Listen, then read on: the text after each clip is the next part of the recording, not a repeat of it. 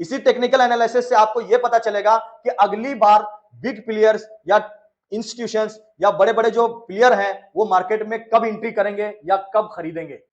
और technical analysis के जरिए ही आपको पता चलेगा कि कौन सा स्टॉक कितना गिरने वाला है और कितना ऊपर जाने वाला है।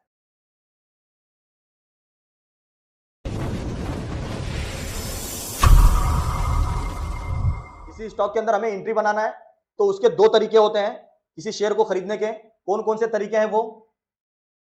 एक, या तो हम फंडामेंटल बेस उसकी एनालिसिस करेंगे और उस स्टॉक के अंदर एंट्री करेंगे, और एक टेक्निकल एनालिसिस के बेस पे हम जो है उस शेयर की एनालिसिस करेंगे और उस शेयर के अंदर एंट्री करेंगे। तो हमारे लिए क्या बेस्ट है, हमें क्या करना चाहिए? तो यहां पर देखिए, सबसे पहले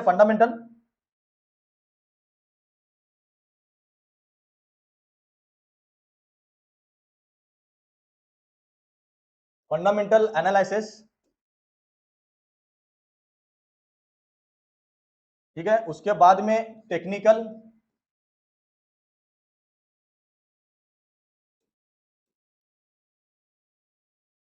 ठीक है, टेक्निकल एनालिसिस। तो फंडामेंटल जो एनालिसिस है ना, ये इन्वेस्टमेंट के लिए ठीक है, ठीक है। ये जो फंडामेंटल एनालिसिस है ये इन्वेस्टमेंट के लिए ठीक है। अगर आप किसी कंपनी के अंदर इन्वेस्टमेंट करना चाहते हैं साल भर, 2 साल, 3 साल के लिए, तो आपको कंपनी के फंडामेंटल देखने हैं कि कंपनी कितनी मजबूत है, कंपनी के जो डायरेक्टर्स हैं वो कितने मजबूत हैं, उनके पास कितनी शेयर होल्डिंग है, कंपनी के प्रमोटर कैसे हैं, कंपनी का बैलेंस शीट क्या है, कंपनी की इनकम क्या है, फिर वो कंपनी हर साल कितना रेवेन्यू जनरेट कर रही है, कितना इनकम जनरेट कर रही है। ये सारी चीजें आ जाती है फंडामेंटल के अंदर। अगर आप फंडामेंटल करेंगे तो आप इन्वेस्टमेंट कर सकते हैं, ठीक है। लेकिन फंडामेंटल के बेस पे आप ट्रेडिंग कभी नहीं कर सकते। फंडामेंटल के बेस पे आप ट्रेडिंग कभी नहीं कर सकते। क्यों? क्योंकि फंडामेंटल से आपको यह पता चल रहा है कि कंपनी मजबूत है, कंपनी की इनकम इस तरह हो रही है, लेकिन फंडामेंटल से आपको यह नहीं पता चल रहा है कि इस स्टॉक की, इस शेयर की कीमत आज इतनी है तो ये बढ़ेगी कब या घटेगी कब, ये आपको फंडामेंटल के जरिए पता चल ही नहीं सकती। और अगर आपको ट्रेडिंग करना है तो उसके लिए जो सबसे ज्यादा जरूरी है वो है टेक्निकल एनालिसिस। तो टेक्निकल एनालिसिस के अंदर हम प्रॉपरली चार्ट को रीड करते हैं, हम उस स्टॉक के जो प्राइस का मोमेंट हो चुका है उसके प्राइस के मोमेंट को रीड करके उसके हिस्ट्री को देखकर हम अगले व्यू पॉइंट बनाते हैं कि ये स्टॉक आगे फ्यूचर में कहां तक जाएगा, या कल कहां तक जाएगा, या आज कहां तक जाएगा। तो ये हमें कहां सीखने को मिलता है? ये मिलता है टेक्निकल एनालिसिस के अंदर। आप फंडामेंटल अगर सीखेंगे, या फंडामेंटल कोई सीखने की चीज नहीं है, वो तो आपको ऐसे ही पता चल जाएगी। आप गूगल कर लीजिए, या जिस भी कंपनी के फंडामेंटल को पता करना है उसके वेबसाइट पे जाकर देख लीजिए कि उसने कितना रेवेन्यू जनरेट किया है, उस पर कर्ज कितना है, उसका इनकम कितना है, हर साल इनकम बढ़ रही है क्या, रेवेन्यू हर साल बढ़ रहा है क्या, कर्ज उसका कितना है, कम हो रहा है या ज्यादा हो रहा है, या कंपनी के बैलेंस शीट को पढ़िए। ये सारी चीजें फंडामेंटल में है। इसके बुनियाद पर हम किसी कंपनी के अंदर हम इन्वेस्ट नहीं कर सकते। कंपनी मजबूत है लेकिन उसके टेक्निकल सारे खराब है, शेयर गिर रहे हैं, तो ये सारी चीजें आपको कहां पता चलेगी? ये पता चलेगी टेक्निकल एनालिसिस के जरिए।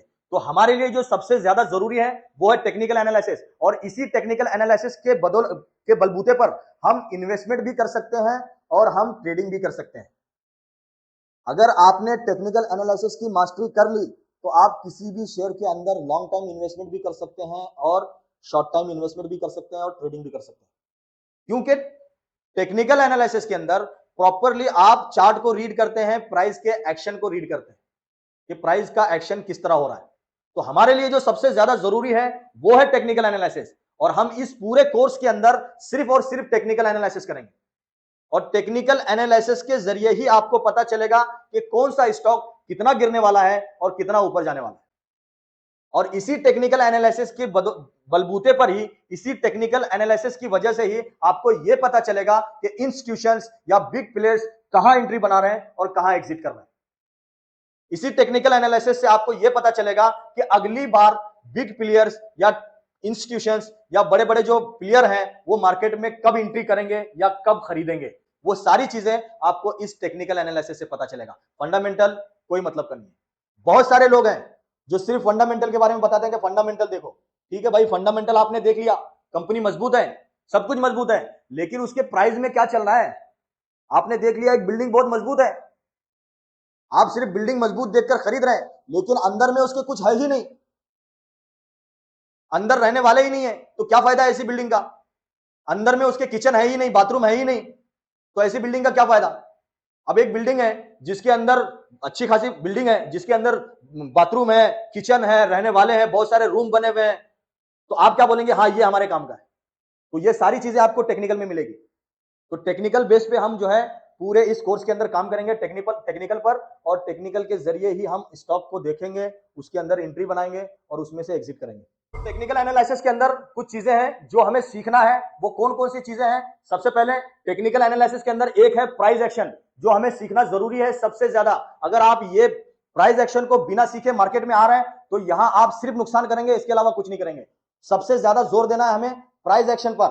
دوسری چیز, اگر ہم کسی اسٹاک کے اندر انٹری لینا چاہتے ہیں تو اس کے دو طریقے ہیں, ایک ہے پرائز ایکشن کے ذریعے, دوسرا ہے انڈیکیٹر اور ٹیکنیکل ٹولز کے ذریعے.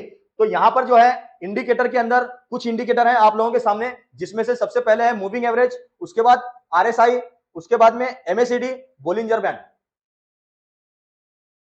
بہت سارے لوگ کرتے ہوں گے اس میں. تو موونگ ایوریج یا RSI یا MACD یا بولنجر بینڈ, یہ انڈیکیٹر جو ہے یہ ایک فارمولا ہے. کیا ہے؟ فارمولا بیس آپ کو بتاتی ہے کہ اس اسٹاک میں یہاں انٹری کر لو. یہ انڈیکیٹر آپ کو بھی بتا رہی ہے کہ یہاں پہ انٹری کر لو. یہ انڈیکیٹر آپ کے دوست کو بھی بتا رہی ہے, انسٹیٹیوشنز کو بھی بتا رہی ہے, اور بھی لوگوں کو دکھا رہی ہے کہ ٹھیک ہے پرائز یہاں پہ ہے, آپ یہاں سے بائی کر لو. تو اگر آپ اس انڈیکیٹر کے بیس پہ بھروسہ کر کے مارکیٹ میں انٹری کریں گے تو آپ کا نقصان ہونے والا ہے. کیسے نقصان ہوگا؟ کہ سب کو تو پتا ہے نا کہ اب مثال کے طور پر کوئی ایک پرائز ہے جو اس طرح اوپر جا رہی ہے اور ایک انڈیکیٹر ہے وہ انڈیکیٹ کر رہا ہے کہ یہاں پر جو ہے آپ بائی کر لو.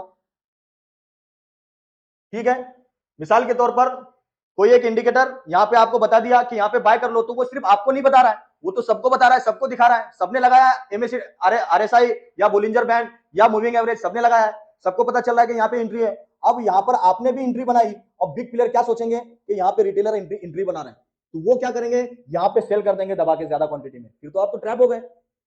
تو یہ جو انڈیکیٹر کے بیس پر جو کام کرتے ہیں وہ غلط ہے. کیوں؟ کیونکہ یہ ایک فارمولا ہے. کسی نے یہ فارمولا بنایا اور اسے سسٹم میں لگایا, سب سے یہ کہہ دیا کہ آپ اس انڈیکیٹر کے حساب سے کام کر لو. تو دوسرے کے کندھے پہ بندوق رکھ کے اگر چلائیں گے تو یہ زیادہ دن ٹکنے والے نہیں ہیں. ہو سکتا ہے کسی دن آپ کو ہی اس کا نقصان اٹھانا پڑے. تو ہم اس پورے کلاس کے اندر ان میں سے کسی انڈیکیٹر پہ کام نہیں کریں گے. میں آپ لوگوں کو دکھاؤں گا, وہ طریقہ سکھاؤں گا کہ آپ لوگ انڈیکیٹر کی طرف جائیں گے ہی نہیں.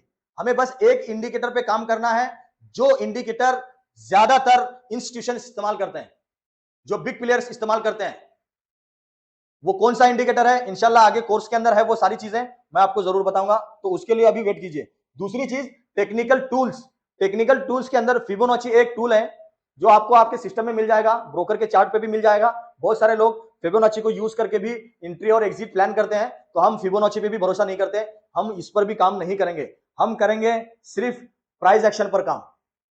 تو پرائز ایکشن کے اندر کون کون سی چیزیں ہیں؟ تو سب سے پہلے پرائز ایکشن کے اندر ہم دیکھیں گے کہ مارکیٹ کا اسٹرکچر کیا ہے. کیا دیکھیں گے؟ کہ مارکیٹ کا اسٹرکچر کیا ہے. تو پرائز ایکشن میں سب سے پہلے ہم یہ سیکھیں گے مارکیٹ اسٹرکچر. آج میں نے جو آپ کو مارکیٹ اسٹرکچر دکھایا کچھ دیر پہلے, وہ صرف مارکیٹ اسٹرکچر نہیں ہے. مارکیٹ کا اسٹرکچر کیا ہوتا ہے, کس فارم میں چلتا ہے, اب ٹرینڈ ہے تو وہ کس طرح چلے گا, کیا ہے اس کے رول, وہ ساری چیزیں ہم مارکیٹ اسٹرکچر میں دیکھیں گے. دوسری چیز, ہم ٹرینڈ کو اینالائسس کریں گے. ٹرینڈ کی اینالائسس کریں گے کہ ٹرینڈ کس طرح چل رہا ہے, تو ہمیں اسے کس طرح پکڑنا ہے, کس طرح سمجھنا ہے, اور ہماری انٹری اس ٹرینڈ کے حساب سے کہاں ہوگی. دوسری چیز ٹرینڈ اینالائسس. تیسری چیز ملٹی ٹائم فریم اینالائسس. ہم الگ الگ ٹائم فریم میں کیا کریں گے؟ ٹرینڈ کو پہچانیں گے, اینالائسس کریں گے. الگ الگ ٹائم فریم میں پرائس کو دیکھیں گے کہ ایک دن کے ٹائم فریم میں پرائس کیا بول رہی ہے, ایک گھنٹے کے ٹائم فریم میں پرائس کیا بول رہی ہے, یا 5 منٹ کے ٹائم فریم میں پرائس کیا بول رہی ہے, یا 15 منٹ کے ٹائم فریم پر پرائس کیا بول رہی ہے. یہ ہمیں کیسے پتا چلے گا؟ ہم الگ الگ ٹائم فریم کی اینالائسس کریں گے تب. اس کے بعد سپورٹ اور ریزسٹنس ایک بہت ضروری چیز ہے. آپ کو مارکیٹ میں یہ سپورٹ اور ریزسٹنس پتا ہونا چاہیے. کیوں؟ انٹری لینے کے لیے نہیں. بیسک کلاس کے اندر پچھلے جو ممبرز ہیں ہمارے, ان لوگوں کو میں نے سپورٹ اور ریزسٹنس سکھایا. شاید اس کے اندر سب نے یہ سمجھا ہے کہ سپورٹ اور ریزسٹنس ہمارے انٹری لینے کے کام آتا ہے, لیکن نہیں ایسا. سپورٹ اور ریزسٹنس کے بل پر ہم انٹری نہیں لیتے ہیں, لیکن ہمارے اسٹاپ لاس کے لیے سپورٹ اور ریزسٹنس ہمیں پتا ہونا چاہیے. ہم سپورٹ اور ریزسٹنس پر کام ہی نہیں کرتے ہیں. سپورٹ اور ریزسٹنس ہم صرف سہارا لیتے ہیں اس کا. ہمارے انٹری لینے کا طریقہ ہی الگ ہے. ہم الگ جگہ انٹری لیں گے اور ہمارا اسٹاپ لاس بھی الگ ہوگا. वो कौन सा होगा, वो पॉइंट कौन सा होगा, वो होगा इंस्टीट्यूशंस के साथ। हम जो एंट्री लेंगे, हम जो एग्जिट करेंगे, वो किसके हिसाब से करेंगे, इंस्टीट्यूशंस के हिसाब से। इंस्टीट्यूशंस कौन से हिसाब से करते हैं, सबसे पहले इंस्टीट्यूशन, दुनिया का कोई भी बिजनेस हो वो एक ही हिसाब से चलता है। आप होलसेल में खरीदो, रिटेल में बेचो, तब आपको फायदा होगा। आप रिटेल में खरीद कर रिटेल में बेचेंगे तो आपको फायदा नहीं होगा। तो ये काम कौन करती है, ये इंस्टीट्यूशंस करते हैं, होलसेल में खरीद कर रिटेल में बेचते हैं। तो हम भी क्या करेंगे, हम इंस्टीट्यूशंस के साथ चलेंगे, हम भी होलसेल में खरीदेंगे और रिटेल में बेचेंगे। यहां तक के इस वाले एडवांस कोर्स के अंदर इंशाल्लाह हम इंस्टीट्यूशंस को भी ट्रैप करेंगे। आप बेफिक्र रहिए, ऐसी स्ट्रेटेजी आप लोगों को बताऊंगा, इस अंदाज में सिखाऊंगा कि आप इंस्टीट्यूशंस के फिल ऑर्डर और अनफिल ऑर्डर कहां है, किस हिसाब से है, वो आपको पहले पता चलेगा।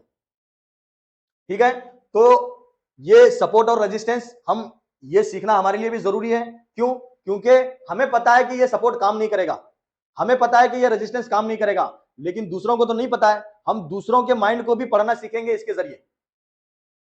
उसके बाद क्या है, चौथे नंबर पे ब्रेकआउट ब्रेकडाउन। किसी भी कंपनी का शेयर जब हम चार्ट रीड करेंगे, अगर वो किसी एक रेंज में है या अप ट्रेंड में है या डाउन ट्रेंड में है, तो उसका ब्रेकआउट कब होता है, क्या होता है ब्रेकआउट, कितने टाइप्स के ब्रेकआउट होते हैं, ये सारी चीजें हम इस वाले लेसन में सीखेंगे, ब्रेकआउट और ब्रेकडाउन में। उसके बाद गैप अप और गैप डाउन। अभी तक सबको यह पता था बेसिक कोर्स के अंदर भी और एडवांस कोर्स के अंदर भी कि प्राइस किसी दिन अगर मान लीजिए क्लोज हो गई, दूसरे दिन वहां से गैप अप ओपन होती है या गैप डाउन ओपन होती है, अभी तक सबको यही पता है। लेकिन ये जो गैप अप है और गैप डाउन है, इसके अलग अलग टाइप्स हैं, बहुत अलग अलग टाइप्स के गैप अप होते हैं या गैप डाउन होते हैं। तो वो कौन कौन से गैप होते हैं और हमें उस गैप को कैसे रीड करना है, हम किस तरह उसमें काम करेंगे, कितने टाइप्स के गैप हैं, तकरीबन मेरे हिसाब से 4 टाइप्स के या 6 टाइप्स के गैप हैं, वो सारी चीजें हम कोर्स के अंदर कवर करेंगे। और वो जब गैप आपको पता चलेगा तो आप इंस्टीट्यूशंस के जोन को आइडेंटिफाई करेंगे। तो इसके लिए गैप अप और गैप डाउन हमारे लिए जरूरी है। तो ये वाला भी टॉपिक हम जो है इस वाले कोर्स में कवर करने वाले हैं। और उसके बाद सबसे जरूरी चीज जो हम इस पूरे कोर्स में सीखेंगे, किसी ने मुझसे पिछले बेसिक कोर्स में पूछा था कि आफ्ताब भाई आप ये वाला जो टॉपिक है सप्लाई और डिमांड जोन, सपोर्ट और रेजिस्टेंस तो सबको पता है, ये वाला सप्लाई और डिमांड जोन में आप क्या पढ़ाएंगे। तो हमारा ये पूरा कोर्स इसी चीज पर डिपेंड करता है, सप्लाई और डिमांड जोन पर। हमें बस ये देखना है कि किसी स्टॉक के अंदर सप्लाई कहां से आ रही है या डिमांड कहां पर है। और मुझे ऐसा लगता है कि ये वाला टॉपिक मुझे समझाने में आपको 15 दिन लग जाएंगे। तो हम इस एडवांस कोर्स के अंदर सप्लाई और डिमांड जोन के बारे में भी देखेंगे। और उसके बाद है स्टॉप लॉस। हमारा स्टॉप लॉस कहां होना चाहिए। हम में से बहुत सारे लोग काम कर रहे हैं अभी मार्केट में, एंट्री ले लेते हैं, उसके बाद इंतजार करते हैं कि आफ्ताब भाई का कॉल आएगा तब हम एग्जिट करेंगे। लेकिन ऐसा नहीं है, इस कोर्स के बाद आपकी हर पोजीशन का स्टॉप लॉस क्या होगा वो आप खुद डिसाइड करेंगे, आपको खुद को पता चलेगा और आपका स्टॉप लॉस हिट होने के चांसेस नहीं रहेंगे। आपके महीने में अगर 4 स्टॉप लॉस भी बच जाते हैं तो भी आपका कम से कम महीने में 8 से 10% का रिटर्न बढ़ा देगा वो। तो इस कोर्स के अंदर हम स्टॉप लॉस पर भी बात करेंगे, इंशाल्लाह स्टॉप लॉस को भी सीखेंगे। अब यहां पर देखिए, ये सारी चीजें जब आपको पता चल गई, आपने ये सारी चीजों पर मेहनत कर ली, ये सारी चीजें सीख ली, तो आपका जो स्किल होगा स्टॉक मार्केट का वो सिर्फ 20%, कितने परसेंट, 20% ही आपकी स्किल डेवलप होगी। कितने, 20% ही। आप चाहे एडवांस कोर्स कर लीजिए या सुपर एडवांस कोर्स कर लीजिए, आप सीखेंगे कितना, सिर्फ 20%। या आप और भी कहीं जाकर 10 लाख का कोर्स कर लीजिए, आप सीखेंगे कितना, यही 20%। 100% आपको खुद को करना है। कैसे करना है, उसके लिए आपको डिसिप्लिन, आपकी साइकोलॉजी, या अब यहां पे देखिए 80% कब होगा, 20% तो हम सिखा देंगे आपको, आप सीख जाएंगे। 80% होगा आपकी ट्रेडिंग की साइकोलॉजी क्या होगी। उसके बाद आपका रिस्क मैनेजमेंट कितना है। बहुत सारे लोग एंट्री ले लेते हैं स्टॉक के अंदर, खरीद लेते हैं शेयर, लेकिन उस पर रिस्क कितना लेना है उन्हें पता ही नहीं है। अब एक स्टॉक 5% 10% नीचे डाउन आ रहा है, अब भी वो इंतजार कर रहे हैं कि नहीं नहीं वहां पे जाए तब मैं खरीद, तब मैं जो है निकलूंगा अपनी पोजीशन से। आप आए थे क्या लेकर, आप उस स्टॉक के अंदर एंट्री जो बनाया था वो क्या सोचकर बनाया था कि मुझे 2% मिले या 3% मिले, और आप लॉस ले रहे हैं 10% का, अभी तक आपने होल्ड करके रखा। तो ये कब होगा? जब आप रिस्क को मैनेज करेंगे, अपना रिस्क मैनेजमेंट को सही से एक तरीका देंगे उसको, एक तरीके से जो है अपने रिस्क को मैनेज करके सोच कर समझ कर कि ठीक है मुझे 3% का प्रॉफिट लेना है तो मैं इसमें लॉस कितना ले सकता हूं। ठीक है, होल्ड कर सकते हैं हम, वो बात और है, लेकिन अगर आप किसी स्टॉक को होल्ड कर रहे हो तो वो जितने दिन आप होल्ड कर रहे हो ना, वो सारा आपका जीरो हो रहा है, यानी आपका टाइम वेस्ट हो रहा है उसके अंदर। फिर वो स्टॉक वहां से वहां तक आएगा, फिर उसके बाद 2% का प्रॉफिट देगा। तो 1 महीने 2 महीने में 2% लेने के लिए क्यों इतनी मगजमारी करना है? तो ये सारी चीजें, ये 80% जो है कब होगा आपका? आपके ट्रेडिंग की साइकोलॉजी से, रिस्क मैनेजमेंट से, मनी मैनेजमेंट से। अब मनी मैनेजमेंट क्यों जरूरी है? तो मनी मैनेजमेंट जो है, हम किसी स्टॉक के अंदर एंट्री ले रहे हैं तो मेरे पास 1 लाख रुपए है, मैंने पूरा 1 लाख रुपए उस स्टॉक में डाल दिया, तो ये मनी मैनेजमेंट नहीं है। मिसाल के तौर पर मैंने एक शेयर खरीदा अडानी पोर्ट का, और उसके बाद में 100 रुपए पर खरीदा, उसकी प्राइस आ गई 90 पे, मैंने 1 लाख रुपए थे पूरे पैसे उसमें लगा दिए। अब तो मुझे बैठ के इंतजार ही करना है कि कब ये ऊपर आएगा। अगर मेरा मनी मैनेजमेंट सही होगा तो मैं क्या करूंगा, सबसे पहले 20,000 का खरीदूंगा, और वो जब 90 पे आएगा फिर 20,000 का खरीदूंगा, और वो जब फिर 85 पे आएगा फिर 20,000 का खरीदूंगा, और वो जब 80 पे आ जाएगा, 80 पे आ जाएगा, फिर 20,000 का खरीदूंगा। इस तरह उसे एवरेज करते करते लाऊंगा, ताकि वहां से जब वो रिकवरी दे तो उस 100 रुपए की लेवल पे जब आए तब तक मुझे मेरा प्रॉफिट मिल जाना चाहिए। तो ये सारी चीजें आपके मनी मैनेजमेंट पे होगा। उसके बाद लाइव मार्केट में जब आप काम करेंगे 6 महीना, साल भर, 2 साल भर, तो यहां पर जो आपका लॉस होगा, जो आपको सीखने को मिलेगा, वो सारी चीजें आपके 80% को पूरा करेगी।